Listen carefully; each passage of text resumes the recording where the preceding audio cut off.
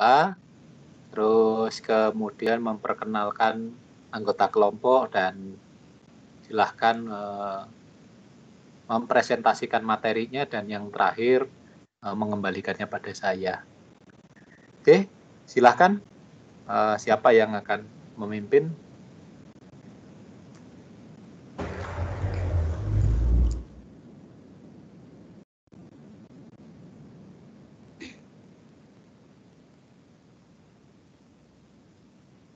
Baik, selamat siang kepada Pak Dan dan teman-teman semuanya. Sebelum kita memulai perkuliahan kita hari ini, alangkah baiknya kita memulai dengan berdoa terlebih dahulu.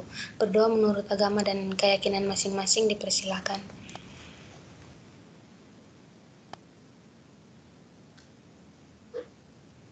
Berdoa dapat diakhiri. Sebelumnya saya akan memperkenalkan kelompok kami. Saya Monica Angelina Samara dengan NIM 1218126. Lalu ada Melinia Wahyu Priyardita dengan NIM 1218124 dan Yovita Ivaniung dengan NIM 1218136. Pada siang hari ini kami akan mempresentasikan preliminary audit mengenai surat tugas, pernyataan independensi, dan komunikasi tim perikatan.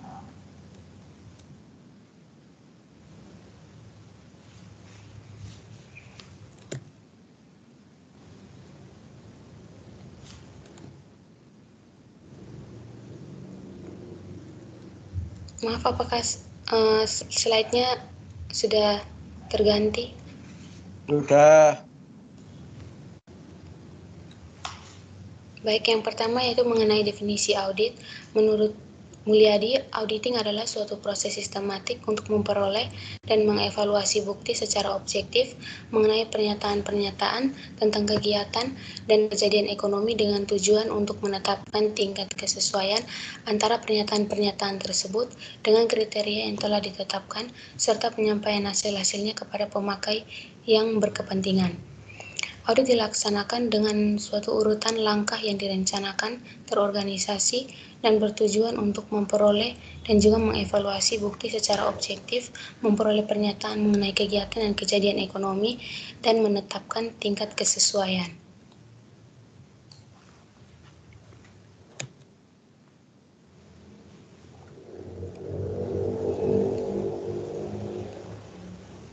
Selanjutnya yaitu mengenai surat tugas. Surat tugas merupakan jenis surat yang dibuat dan dikeluarkan oleh seorang yang berwenang di instansi atau lembaga tertentu yang isinya memberikan penugasan kepada seorang pegawai atau staf untuk melakukan suatu pekerjaan.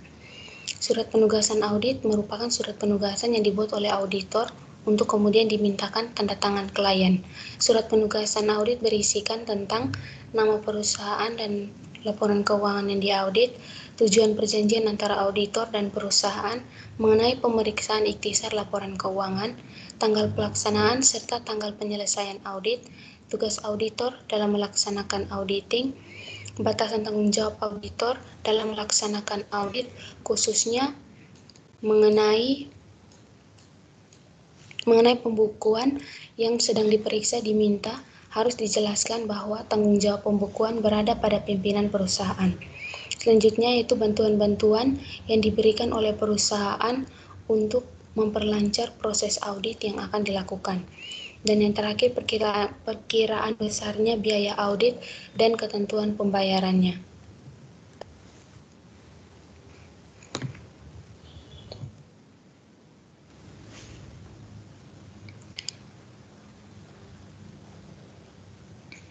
Selanjutnya adalah pernyataan independensi. Pernyataan independensi merupakan suatu surat pernyataan yang dikeluarkan oleh Dewan Komisaris Perusahaan dan juga Komite Audit. Surat yang dikeluarkan oleh Dewan Komisaris tersebut di dalamnya terdapat suatu pernyataan yang menyatakan bahwa komisaris independen dalam suatu perusahaan tersebut tidak bekerja atau mempunyai wewenang untuk merencanakan, memimpin, mengendalikan, atau mengawasi kegiatan perusahaan, tidak mempunyai hubungan afiliasi dengan perusahaan, anggota Dewan Komisaris, direksi, ataupun pemegang saham utama perusahaan, serta akan tetap bertindak independen dalam melaksanakan aktivitas fungsi pengawasan operasional perusahaan. Selanjutnya, sedangkan untuk surat pernyataan yang dikeluarkan oleh komite audit. Di dalamnya terdapat juga suatu pernyataan yang menyatakan bahwa masing-masing dari anggota komite audit secara pribadi tidak memiliki hubungan kepengurusan, kepemilikan saham atau hubungan keluarga dengan anggota komite audit lainnya, dewan komisaris, direksi, dan pemegang saham pengendali, atau hubungan dengan perseroan atau perusahaan yang dapat mempengaruhi kemampuan komite audit untuk bertindak secara independen dalam melaksanakan tugas dan tanggung jawabnya sebagaimana yang diatur dalam ketentuan pelaksanaan Good Corporate Governance. Selanjutnya adalah independensi auditor. Dalam Dewan Standar Profesi Akuntansi Publik atau SAP yang diterbitkan oleh Ikatan Akuntansi Indonesia melalui SPAP 2001 menyatakan bahwa auditor diharuskan bersikap independen, artinya tidak mudah dipengaruhi karena ia melaksanakan pekerjaannya untuk kepentingan umum atau dibedakan dalam hal ia berpraktik sebagai auditor intern. Oleh karena itu, independensi adalah suatu sikap mental yang terdapat pada akuntan publik yang jujur, tidak memihak pada suatu kepentingan tertentu, dengan keahlian mengenai objek yang diperiksanya, yang memungkinkan ia bersikap jujur, bertindak bebas dari pengaruh, bujukan, pengendalian pihak lain dalam melakukan perencanaan, pemeriksaan, dan pelaporannya yang berdasarkan bukti yang ada dari temuan-temuannya. Menurut Mulyadi, tahun 2002 menyatakan syarat independensi seorang auditor berada pada standar auditing yang dibagi menjadi 3 kelompok, yaitu standar umum, standar pekerjaan lapangan, dan standar pelaporan. Independensi seorang auditor berada pada standar umum yang mengatur syarat diri auditor.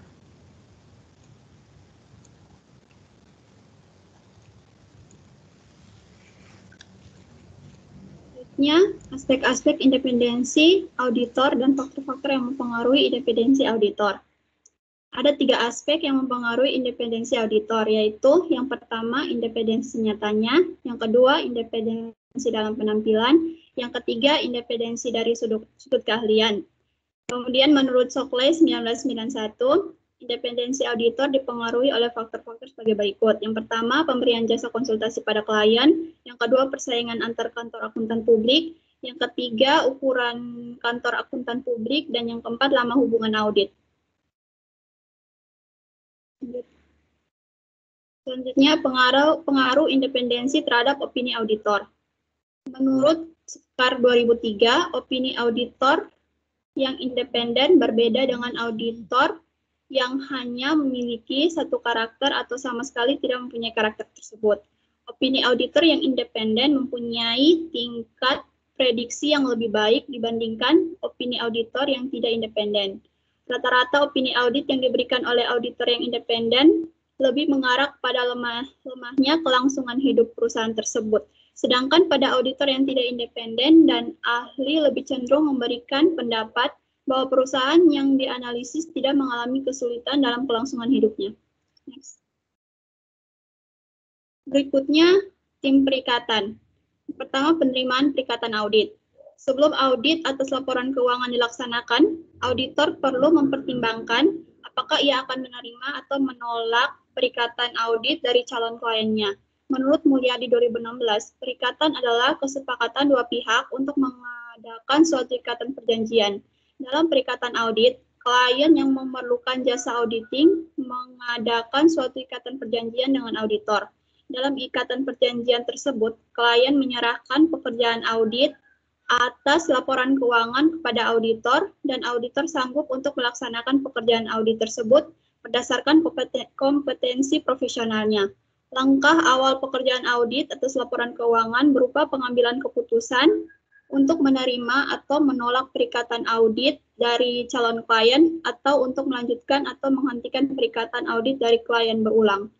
Kemudian komunikasi tim perikatan.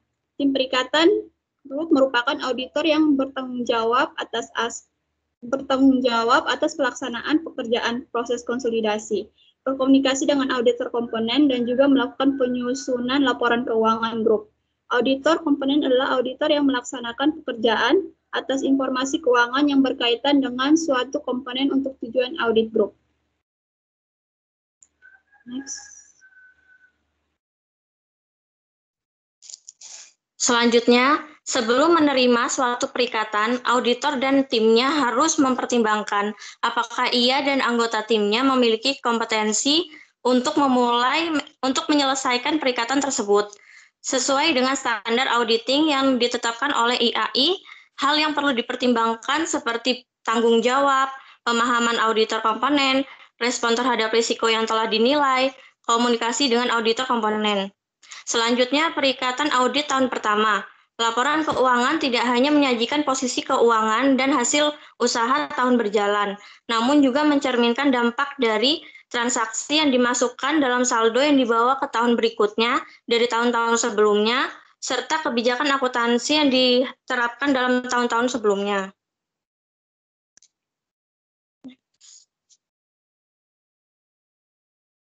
Oleh karena itu, auditor yang mengaudit laporan keuangan tahun berjalan harus memperoleh bukti audit komponen yang cukup untuk meyakini bahwa saldo awal tidak mengandung salah saji yang mempunyai dampak material terhadap laporan keuangan tahun berjalan, saldo penutup untuk sebelum setelah dibawa dengan benar ke tahun berjalan atau telah dinyatakan kembali jika semestinya dilakukan, dan kebijakan akuntansi yang semestinya telah diterapkan secara konsisten.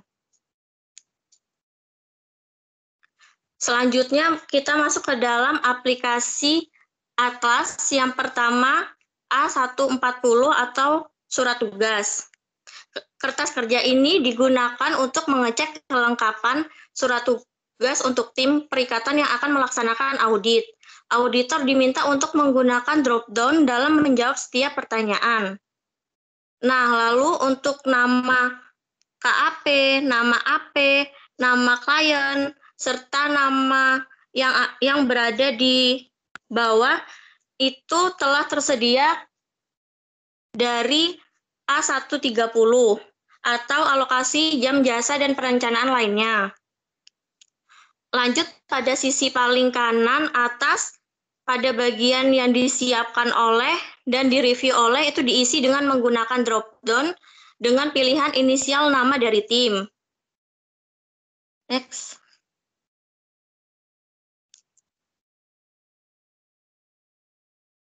Nah, pada kertas kerja ini terdapat hasil analisis. Hasil analisis diisi menggunakan drop-down atau list dengan pilihan iya atau tidak. Nah, kita harus memastikan pada kertas kerja ini apakah tujuan penanggalan, penomoran nama tim, dan periode pelaksanaan telah tersaji dengan benar. Dan hasil analisis ini nanti akan berpengaruh pada kotak simpulan. Jadi, kotak simpulan ini akan muncul secara otomatis. Simpulan ini muncul dengan dua kondisi, yaitu surat tugas memadai atau surat tugas tidak memadai. Surat tugas tidak memadai muncul jika auditor tidak lengkap dalam melakukan pengisian, seperti yang dijelaskan tadi dalam hasil analisis.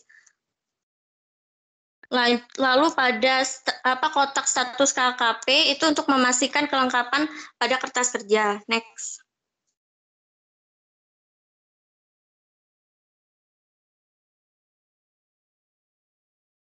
Selanjutnya yaitu A150 atau pernyataan independensi.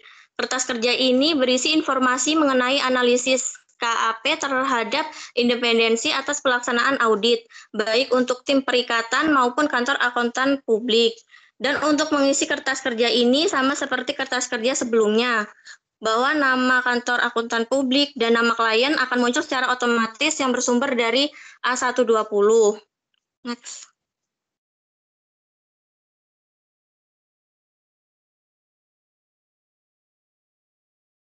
Pada bagian ini juga kita harus memastikan bahwa nama klien dan nama tim telah tersaji dengan benar agar tidak mempengaruhi pada kotak simpulan nantinya. Next.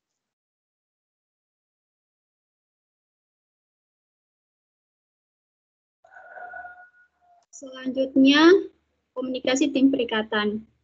Kita akan masuk ke A160 yaitu komunikasi tim perikatan. Untuk bagian nama KAP, AP sampai dengan SA yang relevan itu muncul secara otomatis. Sedangkan untuk disiapkan oleh dan direview oleh itu diisi menggunakan drop down atau list yang tersedia.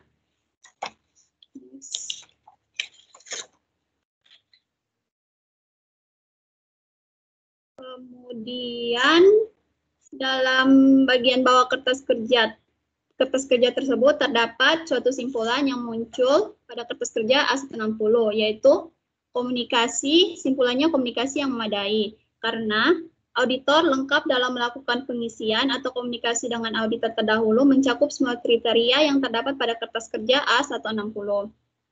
Kemudian yang paling bawah, kotak status KKP ini menginformasikan bahwa kertas kerja A160 sudah lengkap pengisiannya atau komplit.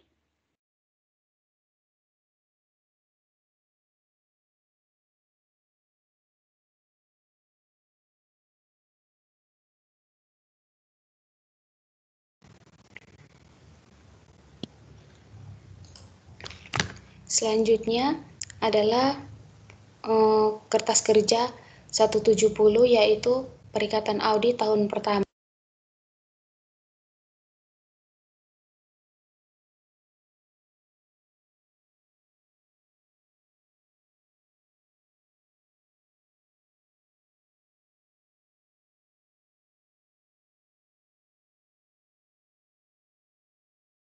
Tes, apakah suara saya kedengaran?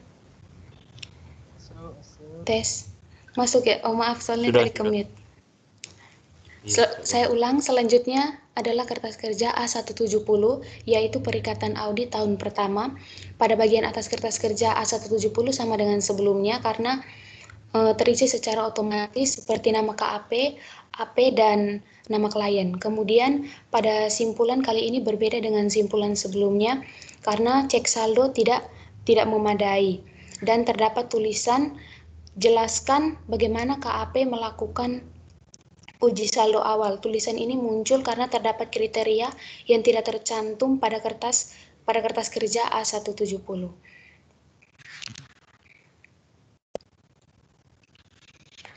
Terima kasih. Sekian presentasi dari kami. Terima kasih. Kami membuka 3 sesi tanya jawab. Untuk sesi pertama untuk 3 penanya kami persilahkan.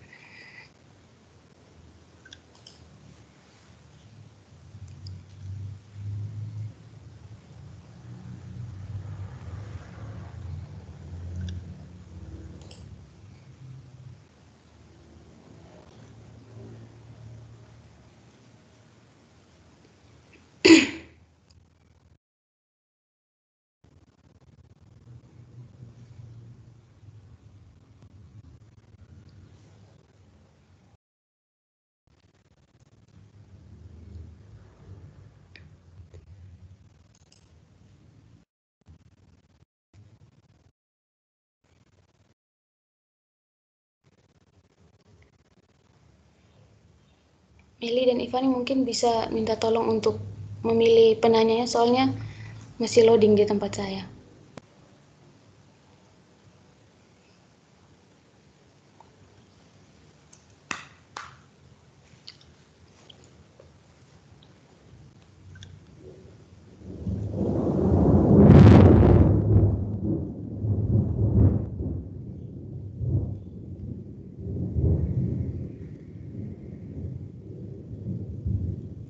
Baik, kepada Evelyn Larissa dipersilakan.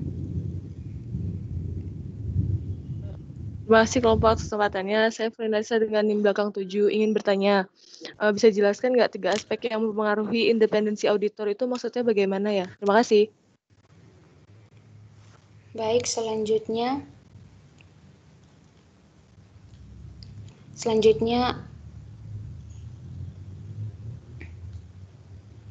Yvonne Hendro Cipta, silakan. Terima kasih kelompok atas kesempatannya. Nama saya Yvonne Hendro Cipta dengan NIM 16. Saya mau bertanya, bagaimana jika laporan tahun sebelumnya tidak diaudit? Dan apakah ada prosedur alternatifnya? Terima kasih. Baik, terima kasih. Selanjutnya kepada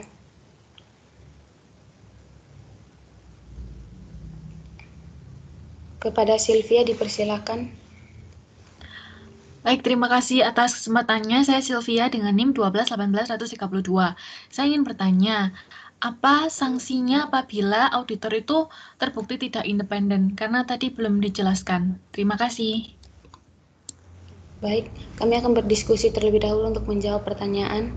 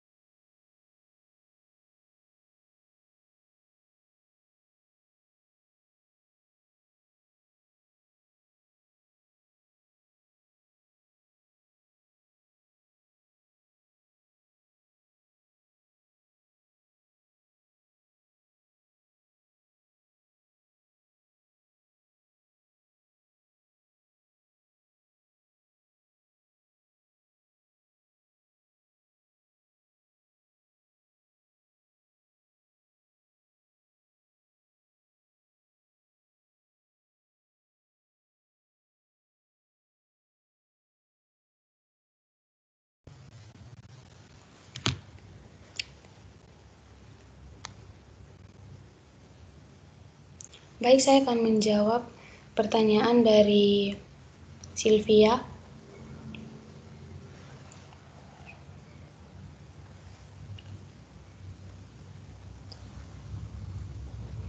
Jika tadi pertanyaan Sylvia tentang auditor melanggar surat independensi ya.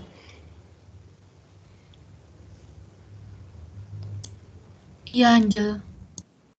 Baik, saya akan menjawab jika terjadi pelanggaran yang dilakukan oleh seorang auditor dalam memberikan jasa, baik atas temuan-temuan, bukti pelanggaran baik ringan ataupun berat, akan dikenakan sanksi administratif berupa sanksi peringatan, sanksi pembukuan izin, dan sanksi pencabutan izin, seperti itu.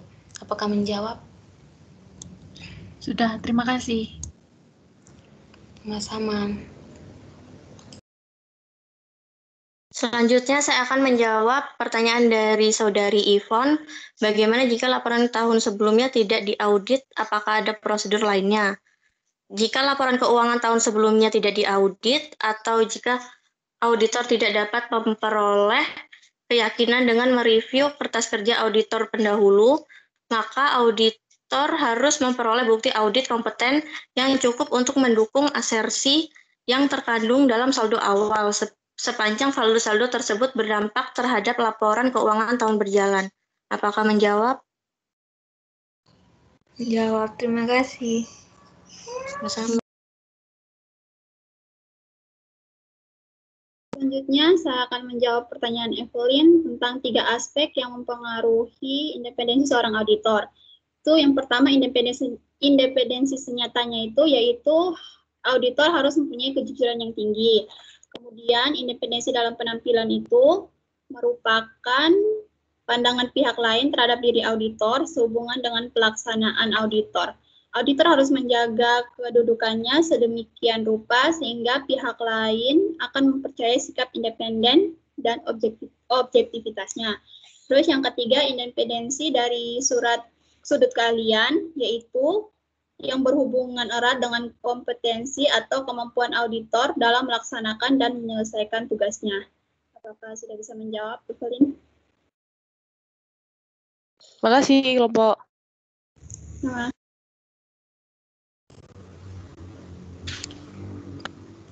Selanjutnya, kepada Saudari Aziza dipersilakan.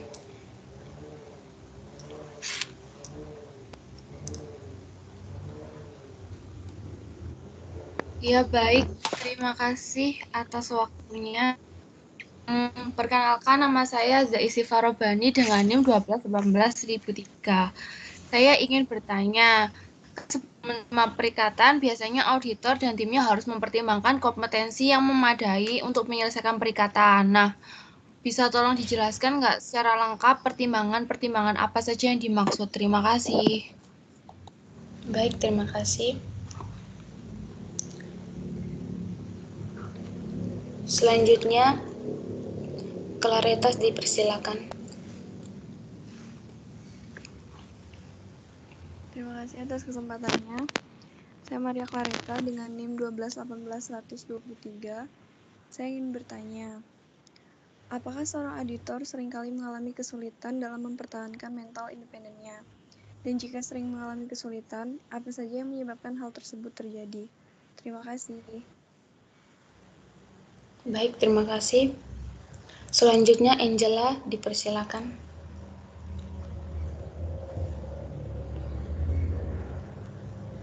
Baik, terima kasih atas kesempatannya.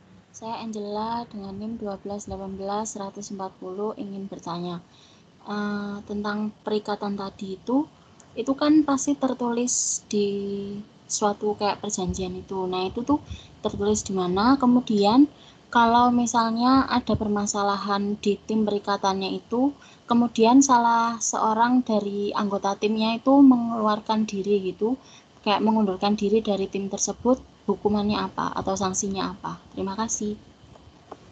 Terima kasih. Kami akan berdiskusi terlebih dahulu untuk menjawab pertanyaan.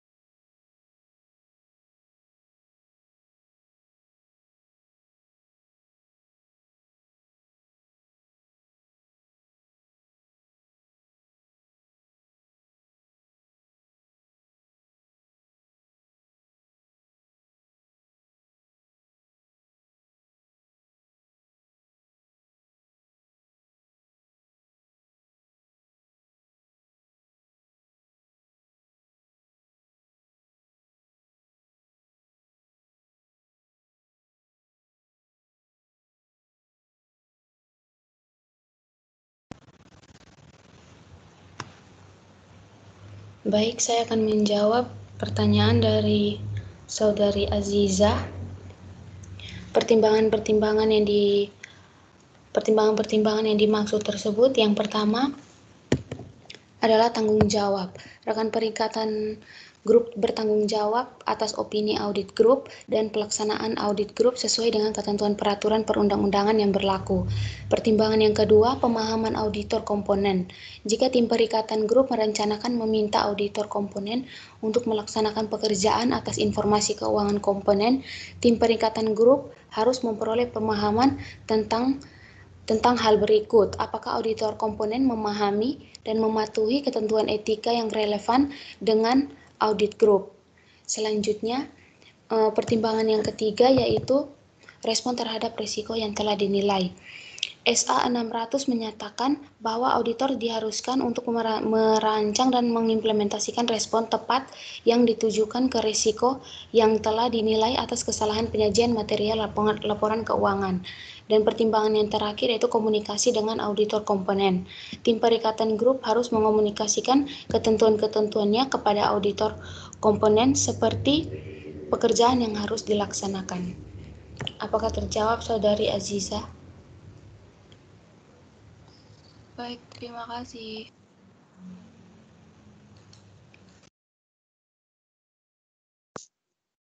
Selanjutnya saya akan menjawab pertanyaan dari Saudari Clareta. Keadaan yang sering kali mengganggu sikap mental independen auditor itu sebagai seorang yang melaksanakan audit secara independen, auditor dibayar oleh kliennya atas jasa tersebut. Yang kedua, sebagai penjual jasa seringkali auditor mempunyai kecenderungan untuk memuaskan keinginan kliennya. Dan yang terakhir, mempertahankan sikap mental independen seringkali dapat menyebabkan lepasnya klien. Apakah menjawab, Saudari Clareta? Baik, terima kasih. Baik, selanjutnya saya akan menjawab pertanyaan Angela tentang klien sama auditor. Kalau bikin tim perikatan itu nanti tertulis di mana, sama kalau melanggar perikatan nanti sanksinya bagaimana. Perikatan itu tertulis di surat perikatan yang diatur oleh SA seksi 320 dalam surat perikatan. Di mana pada seksi tersebut diatur bahwa kedua belah pihak, yaitu auditor dan klien, harus menyetujui syarat-syarat perikatan. Beberapa syarat perikatan itu seperti akses yang tidak dibatasi terhadap catatan, dokumen, dan informasi lain, apapun yang diminta oleh auditor dalam hubungannya dengan audit. Kemudian dengan pengaturan kalau terjadi pemutusan perikatan sebelum masa perikatan selesai. Jadi apabila ada pelanggaran dalam perikatan tersebut, misalnya pemutusan perikatan atau kontrak kerja, atau tim yang keluar tiba-tiba sampai tidak mengaudit sampai selesai, maka pihak klien dapat mengajukan gugatan hukum kepada tim auditor tersebut.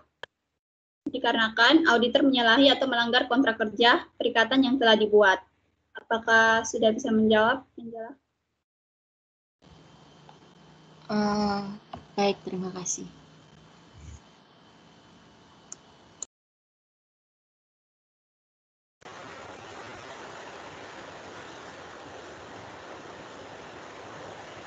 Untuk penanya selanjutnya kepada Elvira Yuhan, dipersilahkan. Terima kasih atas kesempatannya.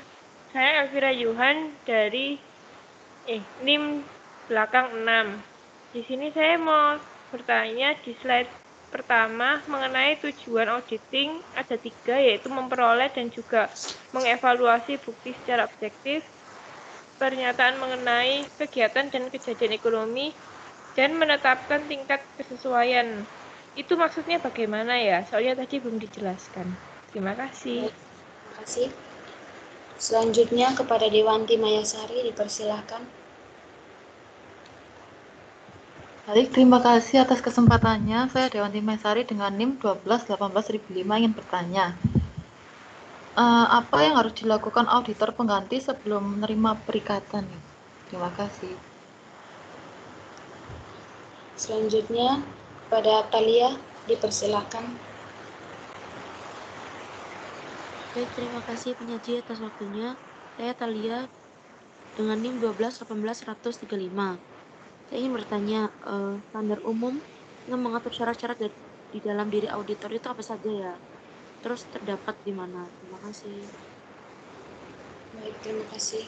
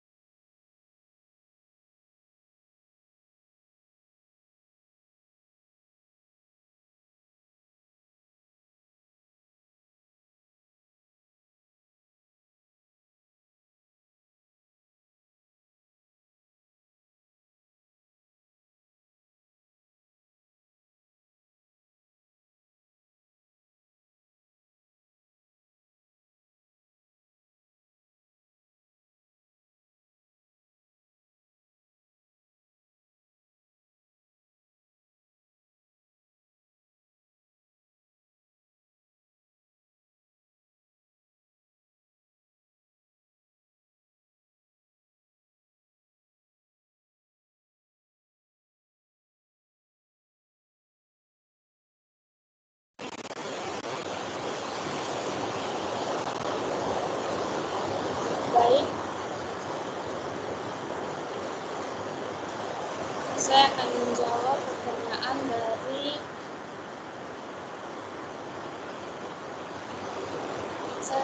pertanyaan dari saudari Elvira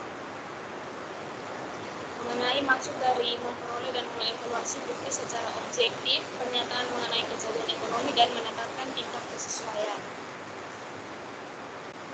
Yang pertama, untuk memperoleh dan mengevaluasi bukti secara objektif, penjelasannya yaitu proses sistematik tersebut ditujukan untuk memperoleh bukti yang mendasari pernyataan yang dibuat oleh individu atau badan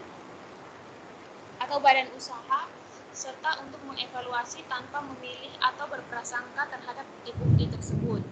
Selanjutnya adalah pernyataan mengenai kegiatan. Maaf, suaranya terlalu kecil dan nggak jelas. Bisa diulang? Ya, soalnya lagi ada hujan. Bentar.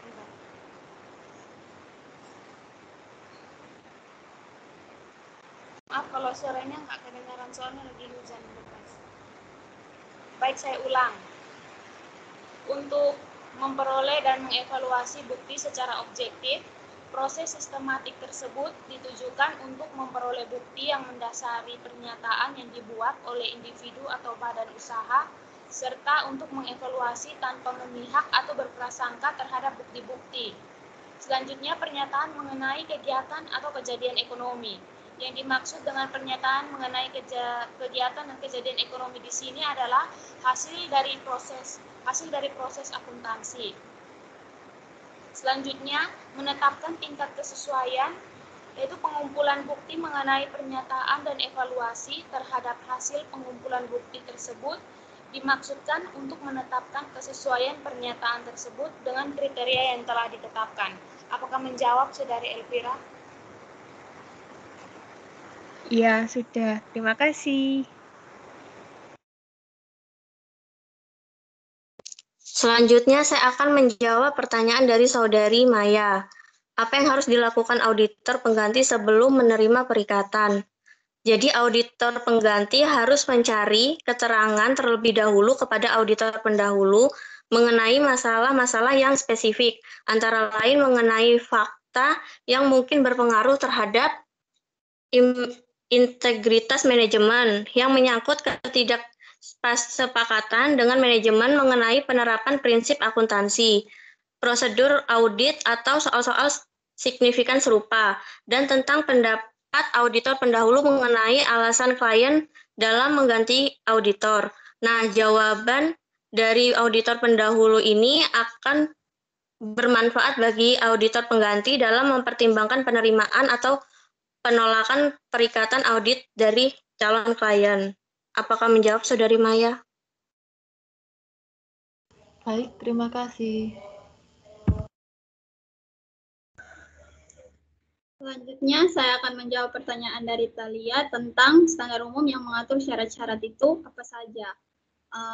Syarat-syarat standar umum tersebut terdapat dalam independensi auditor, yang mana dalam syarat tersebut berisi auditor harus dilaksanakan oleh seorang atau lebih yang memiliki keahlian dan pelatihan teknis cukup sebagai auditor. Kemudian, dalam semua hal yang berhubungan dengan perikatan, independensi dalam sikap mental harus dipertahankan oleh auditor. Kemudian yang terakhir, dalam pelaksanaan audit dan penyusunan laporannya, auditor wajib menggunakan kemahiran profesionalnya dengan cermat dan seksama. Apakah bisa menjawab, Saudara Thalia? Sudah, terima kasih.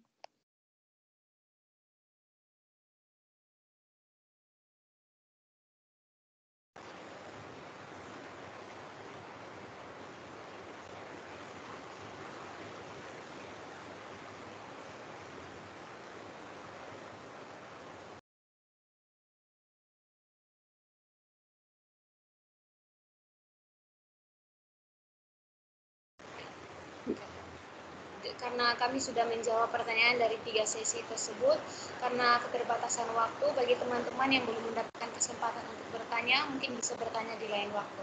Selanjutnya kami serahkan ke Pak Dan. Terima kasih.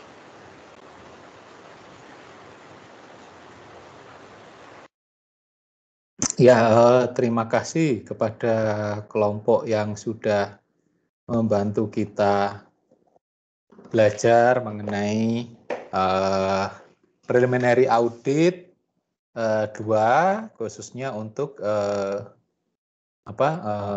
saya sampai lupa, untuk surat tugas dan pernyataan independensi. Ini sebenarnya tidak terlalu sulit ya, karena yang harus diisikan itu sifatnya given, artinya data-data sebelumnya itu yang akan menjadi pelengkap atau menjadi data yang akan melengkapi kertas kerja untuk surat tugas. Jadi sebenarnya ini menugaskan kepada KAP, menugaskan kepada AP, manajer maupun staf yang terlibat di dalam pengerjaan atau perikatan yang akan mereka sepakati bersama. Nah, tapi bahwa kemudian ini belum perikatan, ini belum, masih setelah dapat survei awal, mereka kan di KAP itu kemudian kan ada beberapa partner nih, siapa yang kira-kira paling pas. Tapi selama ini sih biasanya yang jadi partner itu yang punya, yang mendapatkan auditnya itu yang akan kemudian kliennya. Nah, itu yang kemudian di situ KAP-nya itu menugaskan pada AP dan kemudian manajer. Nah, manajernya butuh berapa waktu nih sang manajer ada yang alokasi waktu kerjanya totalnya berapa jam. Yang itu kemudian mereka atur juga di situ ya. Dengan atlas ini tinggal diisi. Kalau biasanya sih yang ngisi-ngisi gitu, ngisi-ngisi kertas biasa gitu ya, form biasa yang kemudian dicetak dan sebagainya. Tapi kalau dengan atlas ini kan sudah masuk, sudah jadi, tinggal di print, kemudian tinggal ditandatangani untuk mereka yang bersepakat. Termasuk juga stafnya, alokasi jamnya. Ternyata kemudian di dalam ini, di dalam kertas kerja ini, selain mereka kemudian katakanlah memasukkan data yang sifatnya untuk mereka diri mereka sendiri, yang jadi surat tugas, kemudian mereka harus membuat pernyataan independensi ternyata. Di kertas kerja yang di mana, yang surat tugas ini yang di A140 ya, ini yang kemudian jadi bahan pertimbangan. Nah kemudian mereka jadi sudah kalau diisi lengkap namanya, terus kemudian jamnya dan sebagainya, maka surat tugas memadai. Nah di A140 ini tinggal diklik aja, ternyata kalau komplit KKP ya, kertas kerja pemeriksaannya lengkap, tinggal orangnya tinggal berangkat. Nah kemudian tinggal berangkat tapi setelah perikatan tentunya. Nah kemudian setelah dia katakanlah setelah AP, manajer dan staff atau ini tim auditornya sudah lengkap, mereka juga harus membuat pernyataan lagi. Tidak sekedar mereka siap bekerja, tapi kemudian ada pernyataan independensi. Dan juga ada karena di situ terkait dengan standar pengendalian mutu ya. Nah, independensi ini apa yang ditandat sebenarnya kemudian yang diisikan lebih kepada pernyataan-pernyataan bahwa ternyata bahwa kemudian dari auditor, bahwa dari partner yang terlibat, manajer, ketua tim, anggota maupun tim itu mereka harus independen. Entah independennya itu in fact, entah independennya in appearance. Tentu saja kalau biasanya kelasnya partner, ya nggak bisa in fact, betul-betul independen, betul-betul mereka baru dapat penugasan. Nah kan nggak bisa. Nah selama ini kan yang negosiasi, kemudian yang preliminary survei awal, kan juga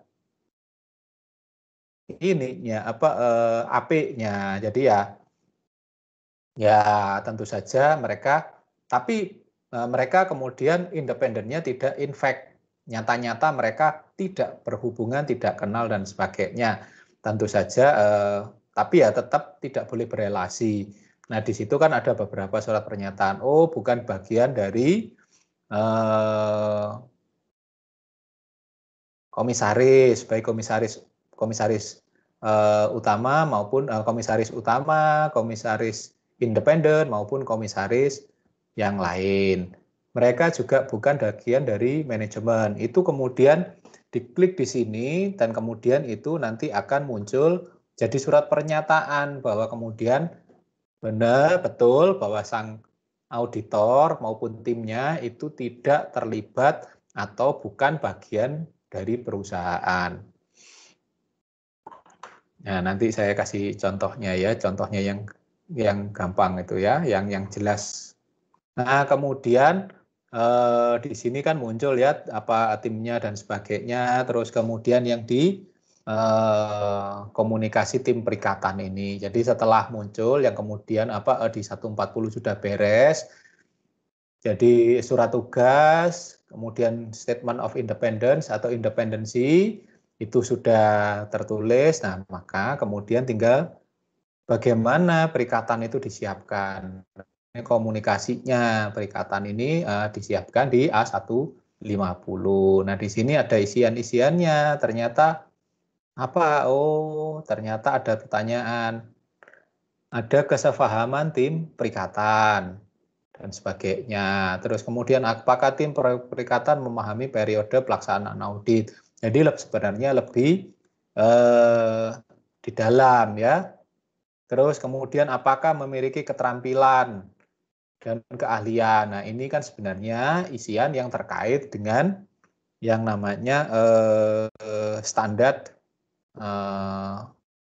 umum maupun standar lapangan yang ada, standar umum yang ada di dalam standar audit. Jadi tetap diingatkan bahwa kemudian kalau ternyata auditornya itu nggak paham dengan lingkup pemeriksaan, nggak paham dengan periodisasi pelaksanaan audit, nggak paham dengan atau tidak memiliki keahlian dan keterampilan yang memadai, ya itu kan ya tentu saja itu salah kalau kemudian memilihnya itu. Makanya di sini kan jawabannya lebih banyak ya karena memang dicari anggota tim audit itu pasti mereka yang paham, entah itu dari kalau partnernya ya pasti nggak mau ya, harus paham, harus belajar duluan, dia yang kemudian mentransfer pengetahuan dan kalau keahlian memang dari pengalaman, pengetahuannya tentang perusahaan itu kepada manajer kemudian mentransfer ilmunya itu kepada ketua tim dan anggota stafnya. Jadi ada proses edukasi yang terus-menerus. Katakanlah kalau ternyata ada timnya yang ya ini pengalaman pertama ya, dia ngaudit dikatakanlah di sebuah industri. Nah, harus kemudian ditransfer ilmunya sampai kemudian paham. Ya, kalau zaman saya dulu di awal-awal kerja itu, intinya kita itu kalau nggak ada pekerjaan, nggak ada apa, itu dikasih buku, kasih kemudian catatan-catatan audit, dikasih terus kemudian hasil-hasil audit dari banyak perusahaan yang kemudian kita itu suruh baca, belajar gitu ya. Jadi di awal-awal itu padahal ya belum berangkat, tapi ya terus dibaca gitu ya. Jadi supaya tahu, oh kayak begini toh kalau saya memeriksa atau kalau saya kan mengaudit ke sebuah industri tertentu. Oh kalau saya seperti ini caranya seperti ini dan sebagainya. Jadi ada banyak cara mengedukasi. Tentu saja kalau yang baru-baru di tim audit, nah itu kan bagaimana caranya? Tentu saja tidak langsung dijegurkan ke lapangan, tapi mempelajari hal-hal yang terkait pengauditan di perusahaan atau industri yang akan dituju. Ya begitu, jadi belajar. Jadi ya baca-baca semuanya dulu, aturan, peraturannya, terus kemudian masing-masing perusahaan harus baca, oh kayak begini modelnya bisnis prosesnya, oh kalau perusahaan model kayak begini, oh kayak begini toh tahapan-tahapan auditnya, tahapan pelaporan keuangannya, tahapan auditnya, jadi dibaca terus. Jadi ya sebelum turun loh itu. Nanti ini sebelum mungkin kan ini ceritanya sebelum turun juga, jadi ya itu baca-baca itu. Nah ini kemudian untuk melengkapi kalau ternyata keahlian dan keterampilannya dia belum memadai, walaupun dia newcomers atau newbie atau orang baru gitu ya. Nah tetap ada proses pembelajaran yang harus dilakukan. Nah terus kemudian hal-hal khusus untuk industri klien, nah itu kan untuk mengantisipasi apa sih? Ini untuk menurunkan yang namanya resiko inherent dan juga resiko dalam hal resiko audit yang harus menurunkan resiko audit secara keseluruhan, tapi secara jadi ya resiko deteksi, jangan sampai kemudian bagaimana dalam saat kemudian turun dia mendeteksinya ada banyak yang miss. Nah itu pemahaman terhadap industri klien, pemahaman terhadap kondisi bisnis proses yang ada di kliennya, itu memang harus diberikan terus-menerus. Kalau kelasnya partner sih biasanya ya sudah kenyang asam garam, mereka sih ya sudah banyak tahu, banyak paham, oh industri kayak begini. Apalagi kalau mereka yang punya klien kan, ya pasti mereka kemudian sudah belajar dari laporan sebelumnya. Atau kalau itu mereka orang baru, mereka belajar dari laporan audit dari sebelumnya atau kertas kerja, bahkan kertas kerja dari klien, dari perusahaan, dari auditor KAP yang sebelumnya. Nah itu yang ada belajarnya memang terus-menerus. Nggak enaknya jadi auditor itu harus, ya nggak enaknya harus belajar terus-menerus. Apalagi kalau masih jadi staff. Jadi ketua tim lumayan gitu ya. Jadi manajer, wah sangat lumayan. Kalau jadi partner sudah merdeka raya gitu ya. Tinggal cari klien sebanyak-banyaknya, cari auditi sebanyak-banyaknya, serahkan kepada nanti pekerjaan lapangan pada tim audit yang akan turun, manajer ke bawah gitu ya. Nah, terus kemudian harus juga kemudian sebelum perikatan itu diketahui bagaimana dengan permasalahan yang ada yang selama ini, apakah sudah paham, terus kemudian data-data yang tersedia apakah cukup, terus kemudian hal-hal yang perlu diambil tindakan sampai kemudian ya katakanlah di situ kesiapan dari tim untuk turun. Nah, itu di kerja kertas kerja 150. Nah, di kerja kertas kerja A160 kan tinggal simpulannya tinggal status ya tanda tangannya saja. Nah, ini yang kemudian harus jadi pekerjaan penting karena menyiapkan hal-hal seperti ini dalam tanda petik bagi beberapa orang memang membosankan kan. Aduh Pak, kok kita itu harusnya ngaudit, kita langsung meriksa kok harus juga melihat diri sendiri, mampu nggak kita? Bisa kita punya keahlian tidak? Kok juga harus melihat kondisi perusahaan? Ya iyalah, namanya kita mau meriksa, kita mau ngaudit kan kita harus ngacah nih. Mampu nggak sebenarnya kita? Bisa nggak kita? Kalau itu memang bukan keahlian, bukan bidang kita, ya tentu saja pekerjaan tidak ditolak, tapi kemudian kita harus memperkuat dengan tim yang bagus. Kalau perlu kemudian ada ahli yang kita libatkan. Kalau ternyata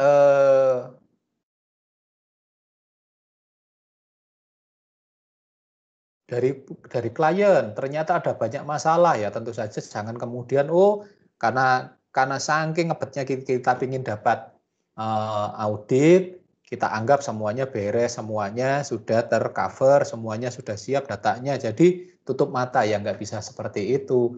Nanti kita akan kesulitan saat kita melakukan proses auditnya. Jadi kita harus benar-benar memeriksa nih kesiapan kita, bukan hanya kesiapan kita, kesiapan klien kita untuk diaudit. Padahal kita kan sudah membuat pernyataan independen dan sebagainya. Nah, independen itu kan bukan berarti kita tutup mata terhadap kondisi klien. Itu harus kemudian kita lihat betul kondisi klien, datanya cukup, informasinya memadai atau tidak, ada nggak contingent atau hal-hal yang bersyarat, ada nggak kemudian relasi-relasi istimewa yang harus diketahui dan sebagainya, itu datanya harus disiapkan cukup. Nah, apakah kemudian itu bisa kita cari dari kertas kerja sebelumnya atau katakanlah cukup cukup kertas kerja ataukah kita perlu yang lain? Ada kan di proses awal minggu kemarin kan kita tahu ada wawancara, ada proses kemudian kalau memang wawancara dan dari laporan audit ada kemudian kita harus turun juga field work, kita kemudian melakukan pemeriksaan ke lapangan di awal-awal ya terkait dengan data dan sebagainya, terkait dengan informasi, terkait dengan syarat-syarat yang lain seperti syarat-syarat kelembagaan, surat-surat katakanlah kelengkapan dokumen dan sebagainya. Nah, kalau itu dirasa dari laporan audit sebelumnya sudah belum cukup, maka kita harus turun lapangan tadi. Kalau kemudian itu kita belum dapatkan lengkap, ya tentu saja harus dilengkapi dengan data-data yang kita bisa dapatkan dari pihak ketiga, entah itu dari asosiasi perusahaan, katakanlah kalau itu perusahaan rokok, ya kita bisa datangin yang namanya asosiasi perusahaan rokok. Kita bisa datang kalau kita terus kemudian kok ini pajaknya agak aneh ya, kemudian kita datang ke katakanlah ke kantor pajak untuk mencari informasi, mencari data tentang laporan pajak mereka. Jadi kita bisa kemudian tidak hanya dari auditor sebelumnya, tidak hanya kemudian kita datang ke perusahaan, sebenarnya kita juga bisa mencari dari pihak ketiga.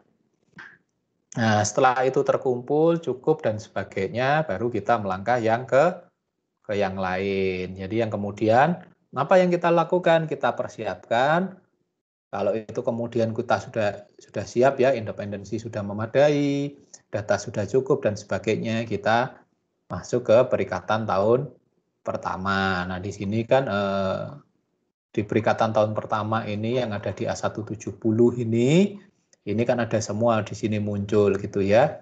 Jadi laporan keuangan terkini itu apakah sudah dibaca, terus kemudian ya walaupun belum, Pak, nah kan belum selesai, ya nggak apa-apa kan laporan keuangan interim kan nggak apa-apa, katakanlah laporan keuangan yang berakhir sampai November karena kita bekerja di awal November atau sampai Oktober karena kita mulai perikatannya di bulan November, ya nggak apa-apa itu dibaca laporan keuangan yang ada.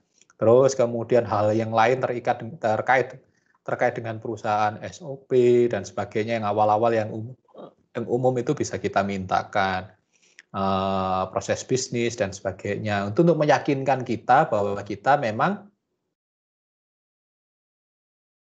bekerja secara profesional dari auditor sebelumnya. Makanya itu kalau sebelum ngaudit itu kan pasti diminta. Ini juga sama waktu pengalaman saya di audit kemarin oleh KAP gitu ya. Ya kemudian yang pertama kali diminta bukan oh ya Pak saya terima enggak Pak tolong dikirimkan saya laporan audit 2 tahun terakhir gitu ya.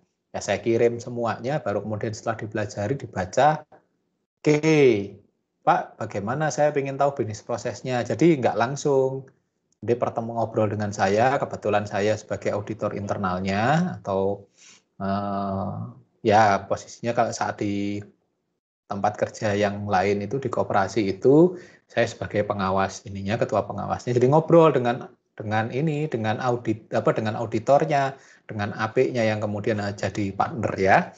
Jadi ngobrol, setelah 2-3 kali obrolan, ketemu baru kemudian belum juga ngomong iya karena kemudian iyanya itu kan harus tanda tangan perikatan dan sebagainya. Kemudian ketemu dengan pihak yang terkait semuanya. Ya terus kemudian bertemu dengan ketua pengurus atau komisaris utamanya. Terus kemudian bertemu dengan manajer, ketemu dengan keuangan, ngobrol lagi. Dan itu sudah siap sebenarnya dengan draft. Draftnya disodorkan. Oke, kami lihat apa nilai cocok atau tidaknya termasuk dengan harga untuk auditnya, biayanya. Nah, itu kemudian AP sebenarnya saat itu sudah setengah ya gitu ya, tinggal obrolan terakhir itu kalau kemudian data sudah lengkap dia tinggal ya aja. Oke. Setelah itu kami saling mempelajari. Kemudian pada pertemuan selanjutnya dengan pihak yang berrelasi itu kemudian ya sudah tanda tangan untuk perikatan, sudah tanda tangan kertas kerja tahun pertama. Nah, itu yang dipersiapkan di A70. Jadi ya ternyata walaupun katakanlah saya ada di institusi kecil gitu ya, hanya sebuah koperasi kredit yang asetnya tidak lebih dari 200 miliar pun nggak langsung auditornya itu nggak langsung ya gitu. Jadi saat kami ketemu ngobrol itu 3 kali, seingat saya, terus kemudian 2 kali dengan para pihak yang ada di dalam perusahaan ya, dengan komisaris utamanya dengan atau katakanlah dengan ketua pengurus dan dengan manajer dengan bagian keuangan.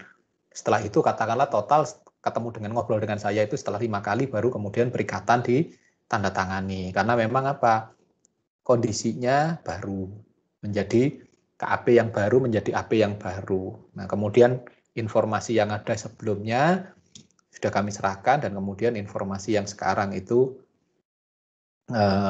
menjadi pelengkap dan jalanlah kemudian pelaksanaan audit yang kemudian berjalan dengan baik sampai kemudian sebentar lagi katakanlah kami akan ada namanya RAT, rapat anggota tahunan, itu sama seperti ROPS dari pemegang saham pada tanggal 20 nanti pada hari ini Sabtu itu nanti akan kami mintakan auditor untuk memaparkan hasil auditnya, terutama opininya dan hal-hal temuan yang signifikan, yang penting. Jadi proses untuk pekerjaan tidak perikatan itu tidak disiapkan dalam waktu 1-2 hari, tidak. 5 kali pertemuan itu mungkin kami butuh waktu kurang lebih 2 minggu atau 3 minggu. Setelah itu baru kemudian oke. Jadi ya kecuali kalau kemudian sudah tahun kedua ya, karena ini memang perikatan audit pada tahun pertama memang prosesnya agak panjang kayak begitu. Dan kemudian setelah itu surat penugasan sudah kami terima dan sebagainya, itu kurang lebih sampai katakanlah dari awal saya hubungi ke AP-nya sampai kemudian KAP-nya menyatakan bersedia, itu kurang lebih 1 bulan. Jadi tidak ada pekerjaan ya, enggak seperti itu. Itu kalau yang KAP yang benar ya, yang berhati-hati. Nah, proses-proses seperti ini semuanya memang harus tercatat.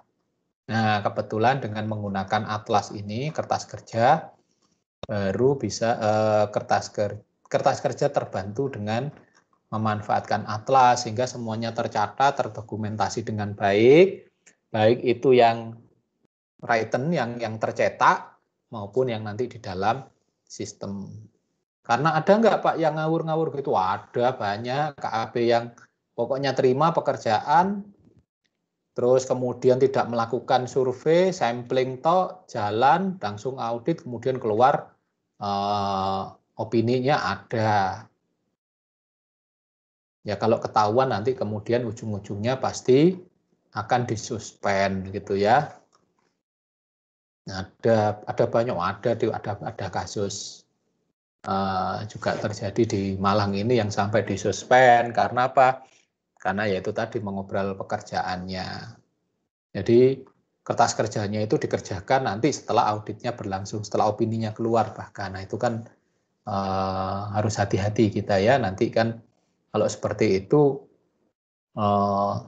duitnya diterima dulu, kerjaannya menyusul di belakang. Wah itu kan berbahaya sekali. Nah, harus hati-hati jadi auditor, tidak kemudian serta-merta kita ada pekerjaan hajar, tidak. Aturan-aturan standar itu harus diikuti. Karena apa? Kalau tidak, ya kita akan berhadapan dengan Undang-Undang Nomor 5 Tahun 2011 ya tentang akuntan publik yang ketat banget hukumannya, bukan hanya tadi yang diceritakan oleh siapa yang tadi yang menjawab tadi, bukan hanya sanksi administratif, disuspend, terus kemudian disuspend itu bisa setahun, bisa kemudian tidak boleh sampai berapa tahun, sampai dicabut. Bahkan kalau menurut Undang-Undang Akuntan Publik itu kita akan berhadapan dengan yang namanya sampai di penjara segala. Begitu.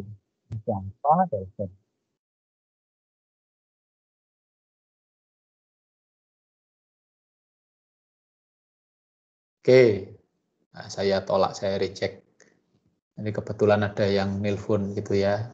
Ya karena saya masih harus bergantung pada handphone untuk kuliah ini. Jadi alat saya belum memadai. Padahal di sini ada PC, ada laptop, saya buka semuanya. Karena semuanya barang tua, nggak bisa untuk Teams. Kalau untuk Zoom masih bisa. Ya kayak begitu ya. Jadi tidak sekedar berhadapan dengan sanksi administratif, tapi bahwa auditor itu juga ada sanksi yang sifatnya denda, uang, bahkan kurungan penjara. Jadi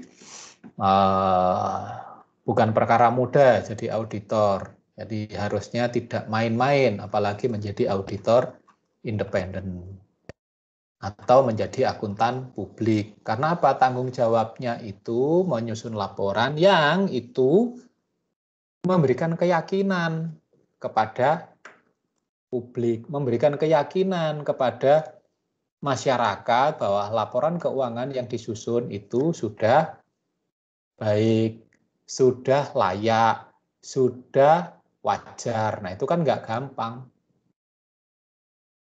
Opininya wajar. Tapi kemudian ternyata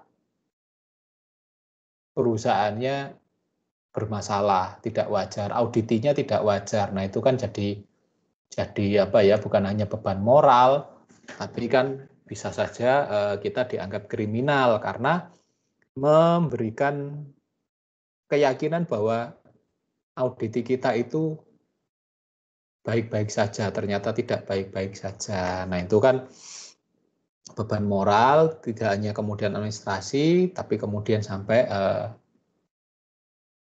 pidana segala. Itu ya, jadi sekali lagi perlu saya tegaskan, jadi auditor independen itu kita hidup ada standarnya, standar pekerjaan kita jelas, laporan keuangan yang kita periksa itu berstandar, ada standarnya, ada aturannya, dilindungi oleh undang-undang, dan kemudian apa harus juga apa dan kemudian hasil kerja kita diawasi juga oleh bukan hanya oleh asosiasi, tapi juga oleh masyarakat, bahkan oleh pihak yang berwajib kalau ternyata ada yang salah dengan pekerjaan kita. Jadi konsekuensinya berat. Makanya orang-orang yang berani jadi akuntan publik itu orang-orang yang berani menanggung resiko, gitu ya. Sudah sekolahnya sulit, panjang, macam-macam, ujiannya macam-macam. Bekerjanya pun juga masih harus menanggung banyak resiko. Tapi ya itu tadi, sama seperti investasi gitu ya, high risk, high return. Semakin tinggi resikonya, semakin besar juga return yang didapatkan. Katakanlah kalau ingin jadi ya staf akuntansi saja, ya kayak begitulah, cuma segitu-gitu aja. Kalau kemudian jadi kelasnya naik jadi manajer, tentu saja juga tidak, ya bisa saja ya tergantung perusahaannya. Tapi kalau kemudian jadi auditor itu kan jadi ownernya dari sebuah perusahaan gitu ya, dari sebuah firma. Untuk bekerja secara independen ya maka dia punya klien banyak ya. Semakin dia terkenal, semakin ngetop, tentu saja semakin banyak yang didapatkan. Itu tadi, berhadapan dengan banyak resiko dalam pekerjaan termasuk ya tidak pulang dan sebagainya dalam melakukan audit. Begitu ceritanya bagaimana jadi auditor. Jadi bukan hanya, saya tidak hanya bercerita tentang teorinya, tapi juga bagaimana praktiknya, dan juga saya ceritakan resikonya jadi auditor. Tapi juga returnnya sebagai auditor. Dia tinggal pilih aja, kalau Anda memang orang-orang yang suka tantangan, boleh kejar jadi auditor. Kalau Anda yang kemudian pinginnya aman-aman saja, cukup jadi staf akuntansi. Tapi terlepas kemudian mau jadi masuk di dalam manajemen perusahaan ya, bekerja di bawah manajemen perusahaan, yang itu pasti nanti akan membutuhkan tenaga auditor. Terlepas dari itu, sehebat-hebatnya manajer, sehebat-hebatnya investor, sehebat-hebatnya auditor, itu kalahnya cuma satu gitu ya. Kalahnya dengan istrinya auditor, investor, dan manajer gitu ya. Tetap aja yang menang itu istrinya gitu ya. Apalagi istrinya yang ngerti akuntansi. Jadi nanti yang ada di sini jangan kemudian, Pak saya cita-citanya jadi staf audit, jadi manajer keuangan. Oh Pak saya cita-citanya jadi investor. Saya kebetulan ada usaha, ada orang tua yang bisa mendanai saya. Oh Pak, saya ingin sekolah terus, saya ingin jadi auditor. Untuk yang cowok ya, jangan salah bahwa kemudian sehebat-hebatnya Anda, sesukses-suksesnya Anda, pasti nanti kemudian kalahnya itu dengan istri-istri Anda gitu ya. Jadi kesempatan untuk yang ada di sini, status paling tinggi itu adalah jadi istrinya auditor atau jadi istrinya investor atau istrinya manajer. Itu lebih menjanjikan, walaupun carinya juga sebenarnya nggak susah karena Anda punya latar belakangnya ya sebagai orang akuntansi, itu aja. Tapi ini just kidding-nya ya, tapi bukan hanya guyonan itu. Kalau kemudian ketemu dengan auditor, ketemu dengan manajer, ketemu dengan investor, banyak cerita-cerita ngobrol itu ya bahwa kemudian, wah kami bekerja banting tulang, ternyata yang menghasilkan manfaatnya itu adalah istri-istri kami. Ya iyalah, namanya juga bekerja untuk keluarga, kecuali kalau kemudian tidak menikah dan suka senang-senang sendiri, itu beda cerita. Kira-kira begitu, tambahan informasi yang lain yang bisa saya tambahkan. Oke, mungkin ada yang ditanyakan?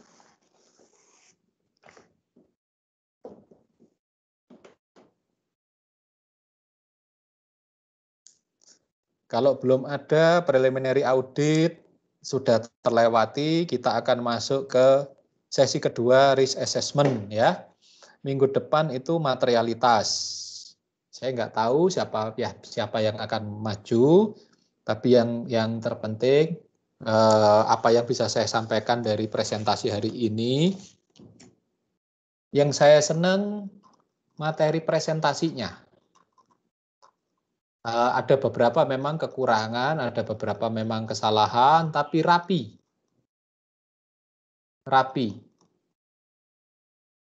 Jadi sudah, kalau bahasa auditnya itu memadai.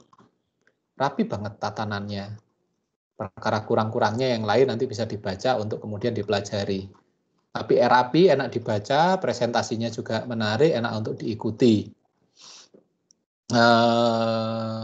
Presentasinya juga bisa dikatakan tersampaikan dengan baik, cukup baik ya. Walaupun masih kelihatan banget ya, karena saya kemudian kan sini ngidupin kameranya, kelihatan masih terpatok di layar ya, masih membaca, tapi it's okay. Hingga bagaimana kemudian nanti bisa bercerita lebih panjang, tapi bagaimana khususnya apresiasi saya untuk Melinia ya, saat kemudian menceritakan apa yang harus di dalam ini, yang di dalam atlas, kertas kerja yang ada di atlas.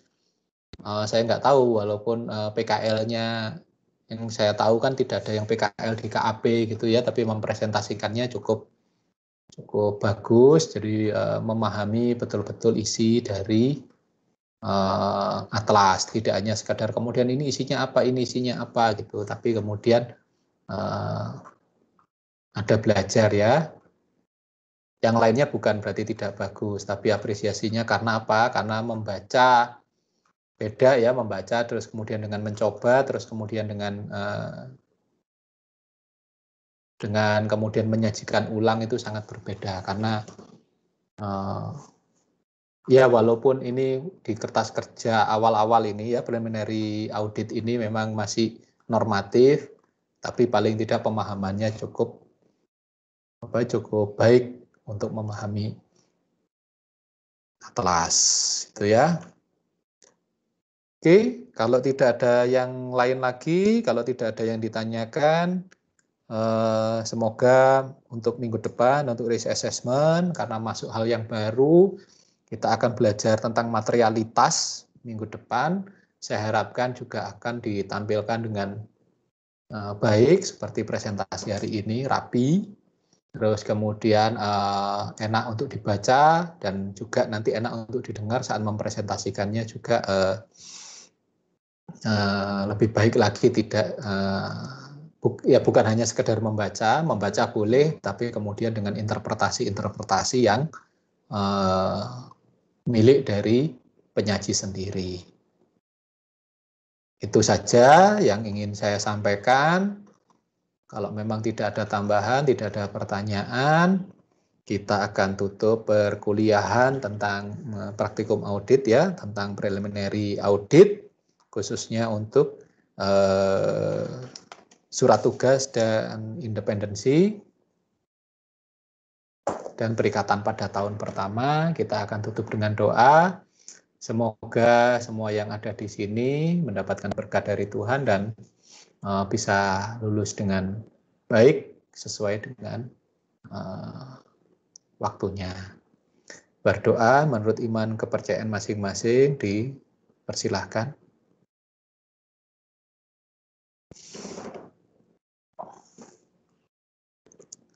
Terima kasih untuk tetap ada di perkuliahan ini dan tetap mengikuti perkuliahan dengan baik. Sampai ketemu minggu depan. Selamat sore. Selamat sore Pak Dan, terima kasih Pak. Terima kasih, Pak. Terima kasih, Pak.